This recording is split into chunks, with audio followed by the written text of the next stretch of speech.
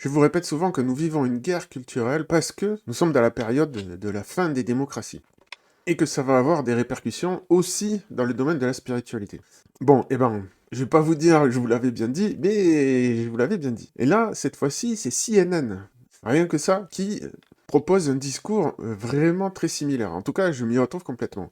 Et je dois dire même que Farid, le présentateur, le fait avec une grande éloquence. Donc je vous propose d'écouter ce qu'il a à dire, et je vais commenter évidemment, et rajouter un dernier volet à la fin, parce que c'est là où je diverge de son analyse. En tout cas, il la laisse un peu en suspens, et moi je vais un petit peu plus loin.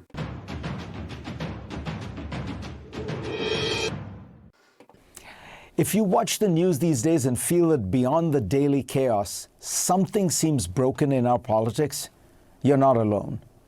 A recent Pew survey of 23 countries finds that a median of 58% of adults are dissatisfied with how their democracy works.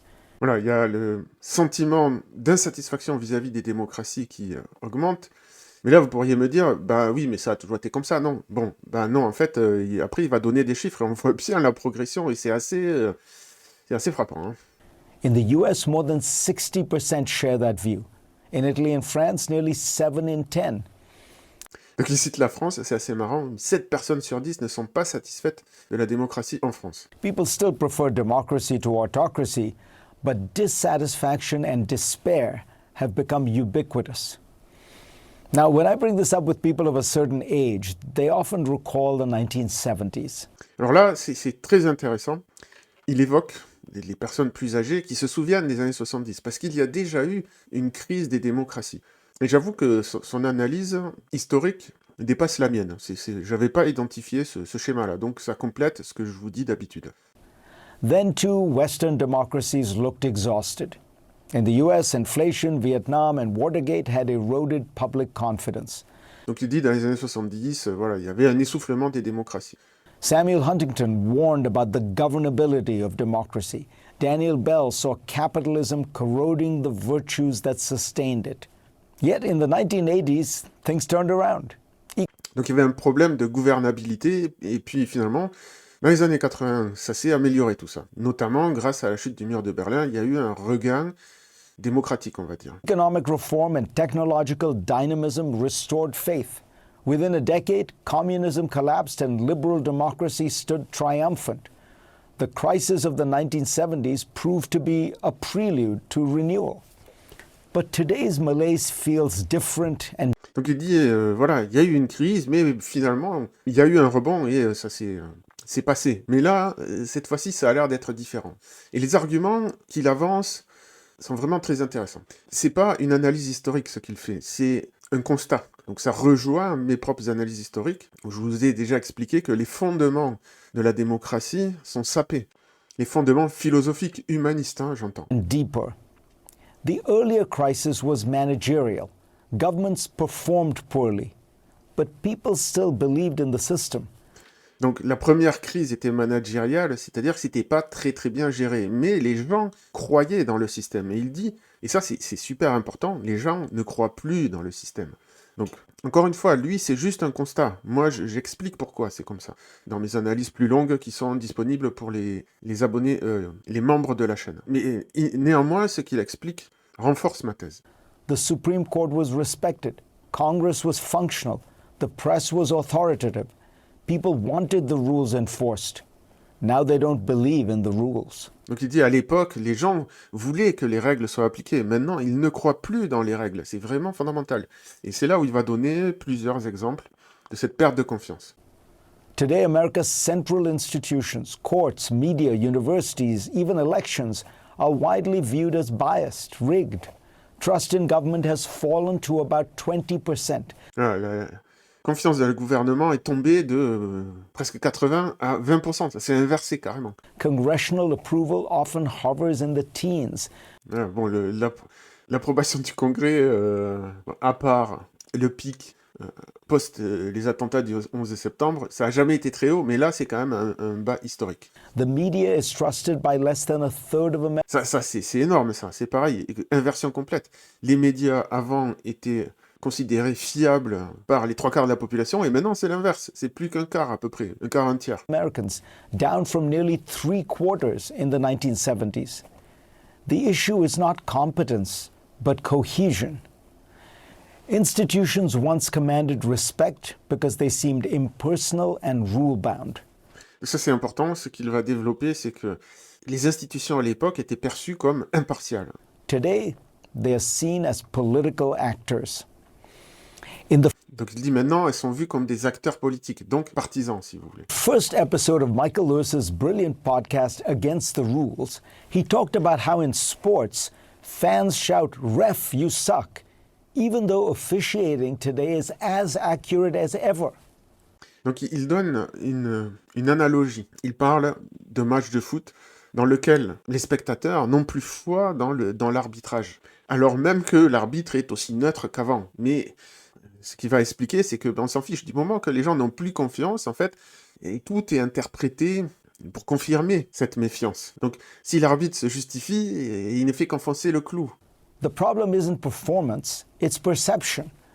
Once people decide the ref is biased, no amount of precision restores trust. The same story plays out in law, journalism, and politics. Et évidemment, il dit c'est pareil dans la loi, le journalisme et la politique. When referees are opaque or distrusted, the entire contest feels illegitimate. Et l'argument qu'il présente, c'est vraiment très bien amené. Il dit si le système est opaque, il apparaît comme illégitime. Mais ce qu'il va dire, c'est que s'il est transparent, c'est utilisé pour dire ah ben vous voyez bien, c'était biaisé. Lewis's point explains why accountability alone doesn't fix democracy. More transparency can make bias more visible, which feeds rather than cures cynicism. This helps explain the peculiar appeal of Donald Trump. Donc là, il va parler de Donald Trump. Et là encore, son analyse est très pertinente, je trouve. C'est assez rare que dans les médias classiques, il y ait une analyse objective de la personnalité de Trump, hein, on va dire. Que vous soyez pour ou contre, c'est pas la question. C'est très rarement objectif. Et là, pour le coup, il ne prend pas parti. Il décrit la situation, il décrit pourquoi le personnage de Trump. Et c'est vraiment très bien senti, je trouve. He has abandoned the pretense of neutrality altogether as president.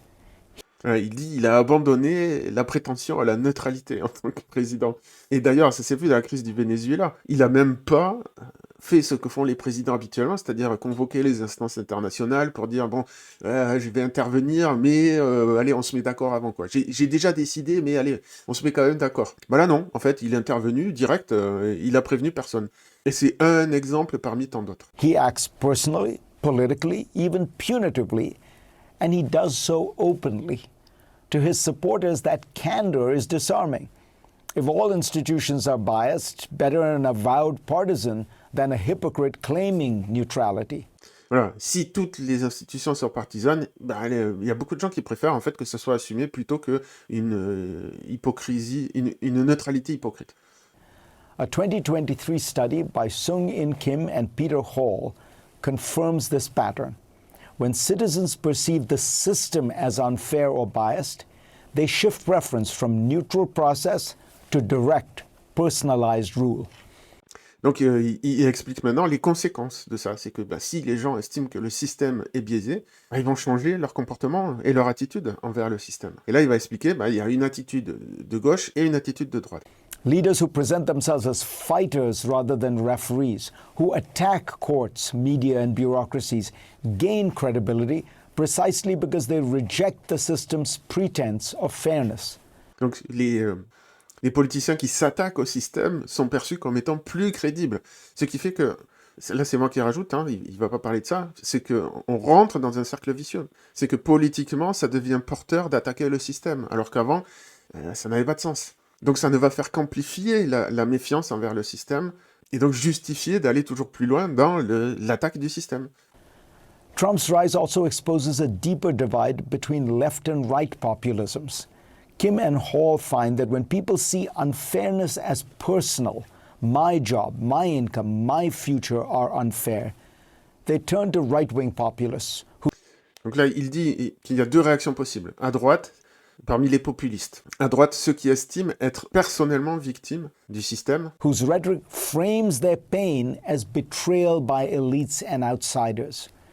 When they see unfairness as social, society treats others unfairly, they gravitate to left populists who et la gauche, c'est ceux qui estiment que ce sont les autres qui sont traités de manière injuste, au sein d'une même société. Mais dans les deux cas, il y a perception d'un système injuste. C'est simplement qui est la victime dedans. Il y a ceux qui estiment que c'est les autres qui sont victimes et ceux qui estiment que c'est eux qui sont victimes. promise things like redistribution.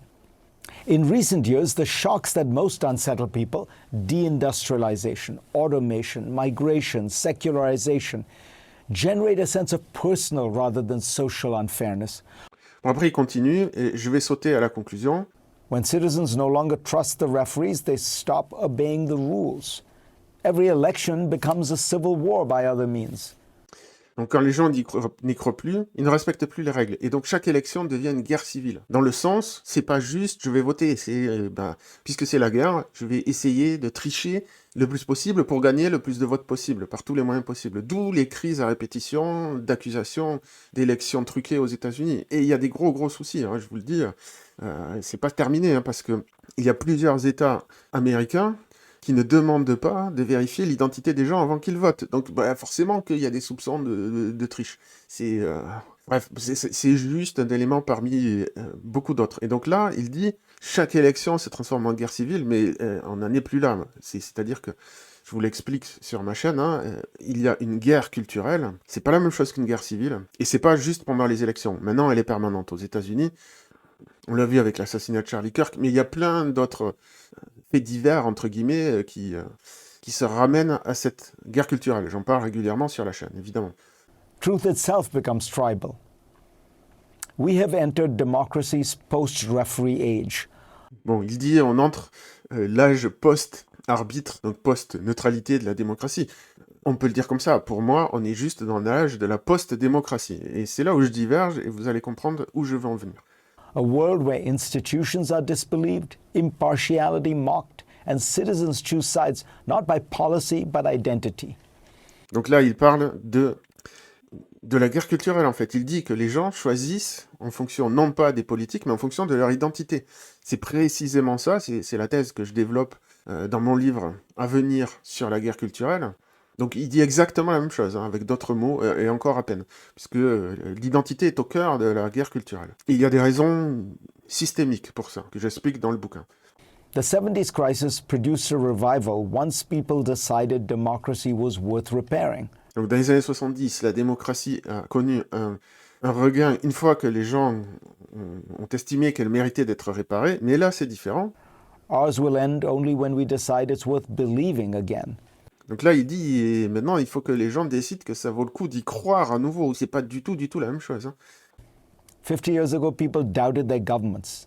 Today, they doubt each other. Donc il y a 50 ans, les gens doutaient le gouvernement. Maintenant, ils doutent les uns envers les autres. C'est la conséquence de la guerre culturelle. L'érosion du biocapital, conféré Robert Putnam, et bien d'autres, conféré moi aussi, dans mon bouquin sur la guerre culturelle. The next democratic revival will not come from clever managers or technocratic reforms. It'll come from a rediscovery of trust, the invisible rule that makes all others possible. Unless we can believe again that the referee is trying to be fair, we will keep shouting, "Ref, you suck," at our own democracy, and then wonder why the game no longer feels worth playing. Voilà, donc il dit que le prochain regain de démocratie viendra du fait qu'on recroit à nouveau. Et bien, pour ma part, je pense que ça n'arrivera pas. Alors évidemment, il ne se prononce pas, il dit pas ça va arriver, ça va pas arriver, il dit juste si ça doit arriver, la condition, c'est celle-ci. C'est que les gens fassent à nouveau confiance dans les règles. Mais moi, je pense qu'on est au-delà de ce stade. Je pense que nous allons vers un avenir post-démocratique. Et qu'est-ce que ça veut dire? Est-ce que c'est forcément dictature, tyrannie, totalitarisme, autocratie, népotisme, féodalisme, tout ce que vous voulez? Eh bien non, pas forcément. Pour la faire simple, j'en parle régulièrement sur la chaîne, je pense que la démocratie réexistera dans des je vais appeler ça comme ça, des isolats culturels. Ça n'existera plus à l'échelle de la nation comme c'était le cas avant. Comme nous le connaissions, pardon, jusqu'à maintenant, en gros. go to see Donc ce que je veux dire par là, c'est que la confiance dont il parle ne reviendra pas à l'échelle d'une nation aussi vaste que les États-Unis ou d'un continent comme l'Europe. Je parle de l'Ouest, hein, évidemment, des sociétés occidentales.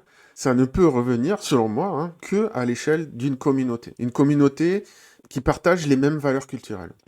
Et c'est vraiment un phénomène systémique. C'est lié d'une part à l'histoire des démocraties, c'est lié d'autre part au fait que les démocraties sont devenues trop complexes avec le temps. Et c'est lié au changement d'infrastructure informationnelle, c'est-à-dire à l'arrivée des réseaux sociaux, des cryptos, des IA et tout ça, qui font que l'information circule beaucoup trop vite et elle est beaucoup trop complexe et beaucoup trop nombreuse par rapport à l'époque précédente, où les démocraties pouvaient encore supporter un certain niveau de complexité d'information. Aujourd'hui, on l'a explosé, selon moi, ce niveau. Donc, pour moi, c'est à moins d'un effondrement, à moins d'une grande simplification, comme dit Nate Hagens, on ne reviendra pas aux démocraties nationales. Et d'ailleurs, d'après moi, on y reviendra encore moins s'il y a une grande simplification. C'est-à-dire, soit on poursuit le chemin vers la complexité, auquel cas, c'est plus possible. Trop d'informations, trop complexes, trop vite.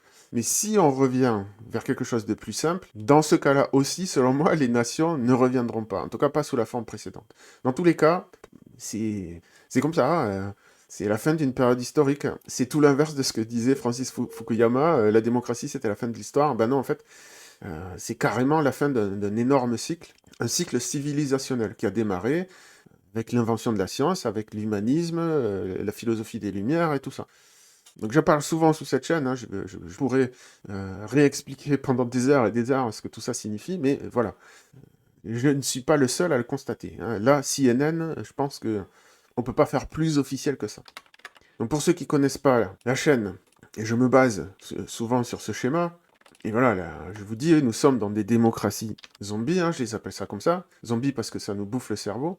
Et là, ce que je viens de vous dire, nous sommes dans la phase de la guerre culturelle, et je vous ai dit en préambule que ça allait avoir des répercussions spirituelles. C'est qu'aujourd'hui, la spiritualité est appréhendée comme une pratique individuelle. Donc le projet de la chaîne, c'est réconcilier science et spiritualité, qui sont séparés depuis qu'il y a la science matérialiste. Bon, mais c'est en train de changer actuellement. Avec les sciences cognitives, c'est plus du tout pareil. Mais bon, bref, dans la perception commune, les deux sont séparés. Mais là, on parle du lien entre société et spiritualité. La spiritualité, elle est souvent, très souvent vécue comme une pratique individuelle. Même si il y a toujours des restes de religion avec des pratiques communautaires. Mais aujourd'hui, la spiritualité, c'est quand même surtout ça.